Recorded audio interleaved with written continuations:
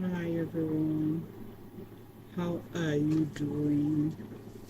Here today we are going to read on chapter 2 of the Acts of the Apostles, talking about the Pentecost or the Holy Spirit.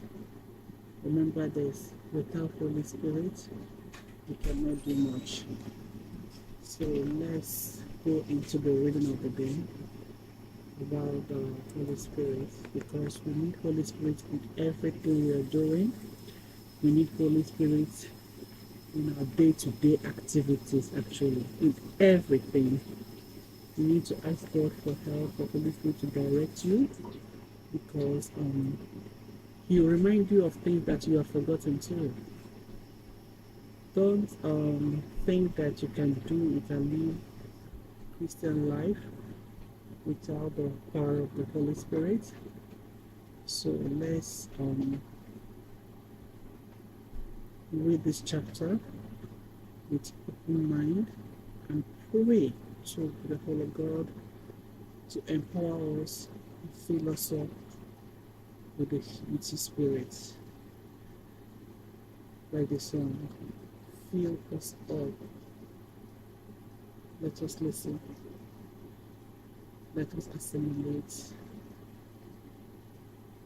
Let the Holy Spirit help us and direct us and guide us. We love you, Jesus. We love you, Holy Spirit. We love you, God the Father.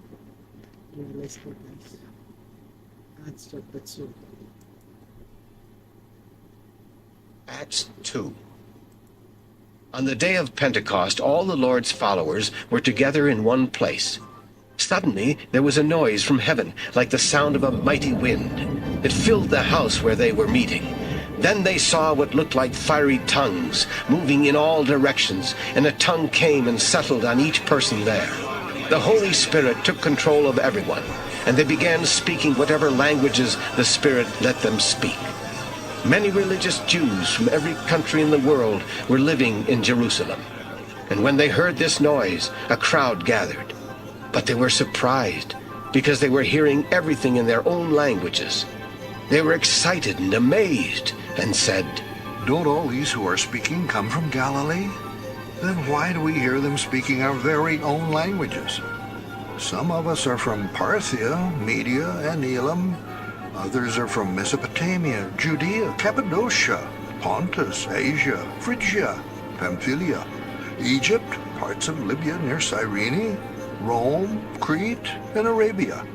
Some of us were born Jews, and others of us have chosen to be Jews. Yet we all hear them using our own languages to tell the wonderful things God has done." Everyone was excited and confused.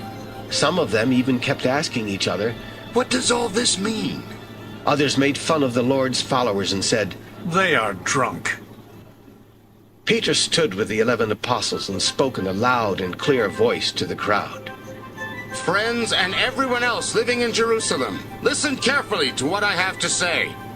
You are wrong to think that these people are drunk. After all, it is only 9 o'clock in the morning. But this is what God had the prophet Joel say. When the last days come, I will give my spirit to everyone. Your sons and daughters will prophesy. Your young men will see visions, and your old men will have dreams. In those days I will give my spirit to my servants, both men and women, and they will prophesy. I will work miracles in the sky above and wonders on the earth below. There will be blood and fire and clouds of smoke.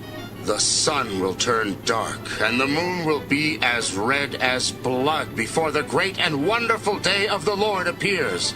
Then the Lord will save everyone who asks for his help." Now, listen to what I have to say about Jesus from Nazareth. God proved that he sent Jesus to you by having him work miracles, wonders, and signs. All of you know this. God had already planned and decided that Jesus would be handed over to you. So you took him and had evil men put him to death on a cross. But God set him free from death and raised him to life. Death could not hold him in its power. What David said are really the words of Jesus. I always see the Lord near me, and I will not be afraid with him at my right side. Because of this, my heart will be glad, my words will be joyful, and I will live in hope. The Lord won't leave me in the grave. I am his Holy One, and he won't let my body decay. He has shown me the path to life, and he makes me glad by being near me. My friends, it is right for me to speak to you about our ancestor David.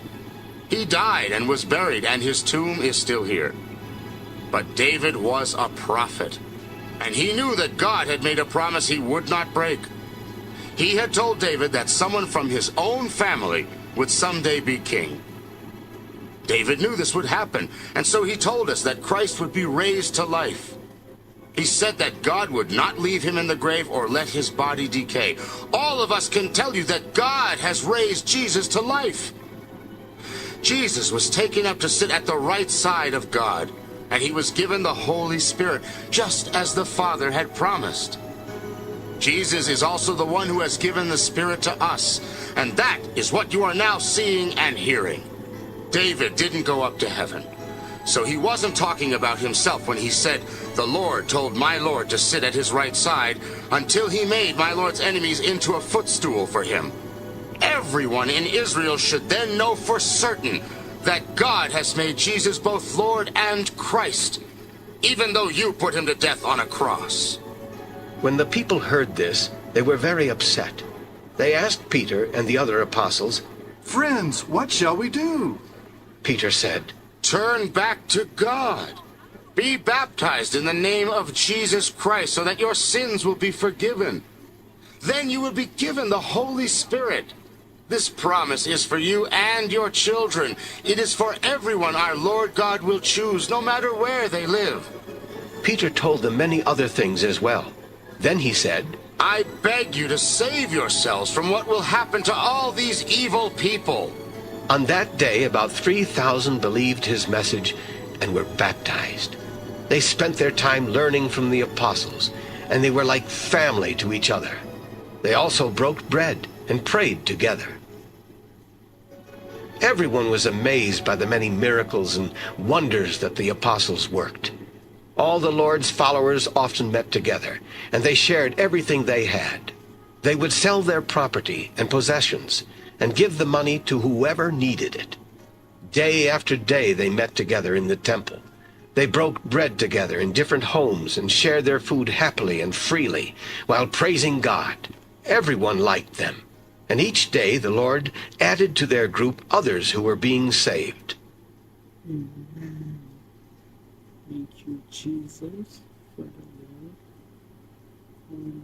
It's in the reading the chapter 2 to us. Break it down so the way we want us to understand it. Let it be in our soul, in our spirit, and let us walk with it to bring more souls to your kingdom and to use it to educate our fellow sisters and brothers. Lord, help us. We need your help, Holy Spirit. Without you, we can do nothing. Help us in this season. Help us, Lord. In Jesus' mighty name we have prayed. Amen. Thank you, guys. Let's meet tomorrow again for our